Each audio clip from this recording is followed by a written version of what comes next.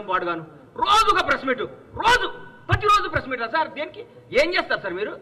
మీరు ప్రగతి భవన్ ఓడి నుంచి వెళ్ళిపోయిన రోజు నుంచి ఈ రోజు వరకు చూస్తున్నా మీరు ఆ టీఆర్ఎస్ భవన్లో కూర్చొని ప్రెస్ మీట్లు పెట్టుకోవాల్సిందే. రాబోయే 10 ఏళ్ళు, రాబోయే 10 సంవత్సరాలు మీరు టీఆర్ఎస్ భవన్లో ప్రెస్ మీట్లు పెట్టుకోవాల్సిందే.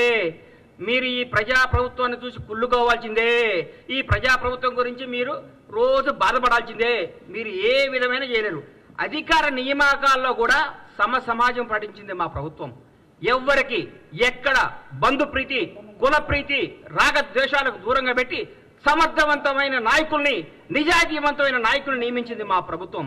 సగర్వంగా చెప్పుకుంటున్నాం. ప్రజల స్వేచ్ఛావాయువు పీల్చుకుంటున్నారు. అబ్బా ఎంత హాయిగా ఉందిరా, బ్యూటీ ఆఫ్ డెమోక్రసీ ఎంత బాగుందిరా, కాంగ్రెస్ ప్రభుత్వం ఎంత పరిపాలిస్తుందిరా. ఇందిరమ్మ రాజ్యం అంటే ఇదే కదా, సోనియమ్మ కన్న కళ్ళు ఇయే కదా.